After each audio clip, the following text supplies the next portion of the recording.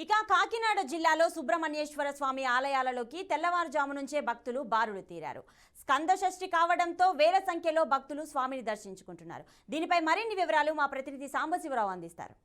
రెండు తెలుగు రాష్ట్రాల్లో శివ రూపంలో అంటే లింగ రూపంలో సుబ్రహ్మణ్య స్వామి దర్శనమిచ్చే ఏకైక ఆలయం అది. మనం చూస్తున్నాం, లింగ రూపంలోనే స్వామివారు ఉన్నారు, వెనకాల వల్లి దేవసేన సమేత సుబ్రహ్మణ్య స్వామి ఉన్నారు.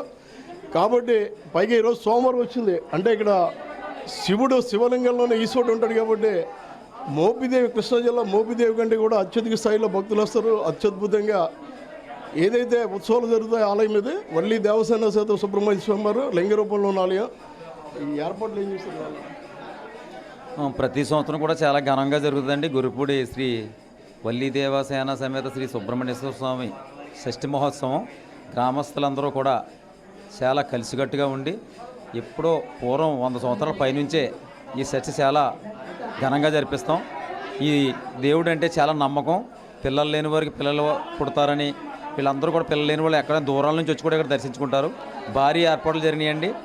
అన్నీ కూడా సాయంత్రం కూడా సాంస్కృతిక కార్యక్రమాలు, చాలా కార్యక్రమాలు ఏర్పాటు చేస్తాం. ఇప్పుడు వేలాది మంది వచ్చి దేవుడి దర్శనం కోసం లైన్లో ఉండి చాలా క్రమశిక్షణగా దర్శించుకుంటున్నారు. తెల్లజాన 2 గంటల నుంచి అభిషేకాలను అక్కడి నుంచి దర్శనాలండి. ఇది స్వయంభూ లింగం అండి. ఇది పూర్వం దొరికిన లింగం అండి. ఇది ఇంచుమించు 150 సంవత్సరాలు పైబడి జరిగిందండి. సంతానం లేని వారికి ఎర్రచీర కట్టుకుంటే సంతానం కలుగుతుందని ఒక పూర్తి విశ్వాసం ఉందండి. అలాగే పెళ్ళి అవనాలు కూడా పూజ చేసుకుంటే పెళ్ళి అవుతుందని చెప్పేసి ఒక నమ్మకం అండి.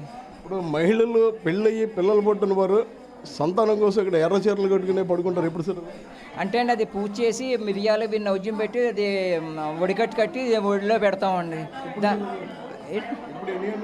అది ఇప్పుడు జరుగుతుందండి, కూడా జరుగుతుందండి. అదండి సార్, ఇప్పుడు మనకి జిల్లాలోనే అతిపెద్ద ఆలయం బెక్కవోలు ఇంద్రపాలెం కంటే కూడా ఇక్కడికి జనాలు ఎక్కువ వస్తారు. ఇప్పటిదాకా మనం చేసిన బందోబస్తు మొత్తం కూడా మన డిఎస్పీ గారు నన్ను వచ్చి బందోబస్తు అంతా ఏర్పాటు చేయడం జరిగింది. టోటల్ కాకినాడ సబ్ డివిజన్ నుంచి సుమారు ఒక 70 మందిని బందోబస్తు, అదేవిధంగా ఉన్నతాధికారులు కూడా ఉండడం జరుగుతుందండి. ఈరోజు తెల్లవారుజాము 2 గంటలకు స్టార్ట్ అయ్యి రేపు తెల్లవారుజాము 5 గంటల వరకు కూడా ఈ కార్యక్రమం ఉంటుంది. మేమంతా కూడా అన్ని చోట్ల కూడా బందోబస్తు చేసుకొని ప్రశాంతంగా జరిగేలా చూసుకోమని చెప్పి మా ఎస్పీ గారు ఆదేశాలు ఇచ్చారండి. సార్, ఇక్కడ ఎక్కడ లేని విధంగా ఇక్కడ బాణసంచ కాలుస్తారు. లాస్ట్ టైం ఒక ఎస్ఐ గారు కూడా గాయపడ్డారు. అలాంటి సంఘటనలు జరగకుండా ఎలాంటి చర్యలు తీసుకున్నారు? చుట్టుపక్కల మొత్తం అంతా కూడా మా పోలీసు వారిని జనాల దగ్గరికి రాకుండా ఒక బ్యారికేడ్ లాగా ఏర్పాటు చేయడం జరిగిందండి.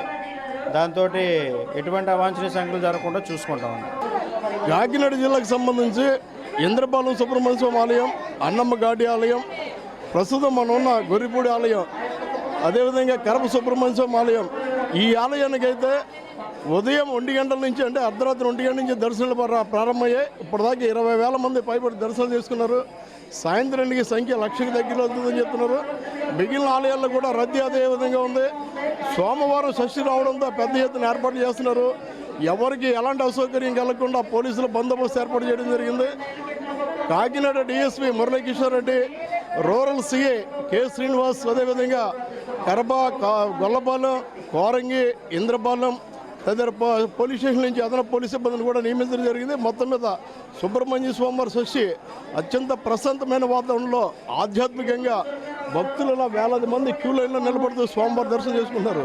కెమెరామెన్ దర్బాబుతో సాంబశివరావు, BRK న్యూస్, గొరిపూడి నుంచి.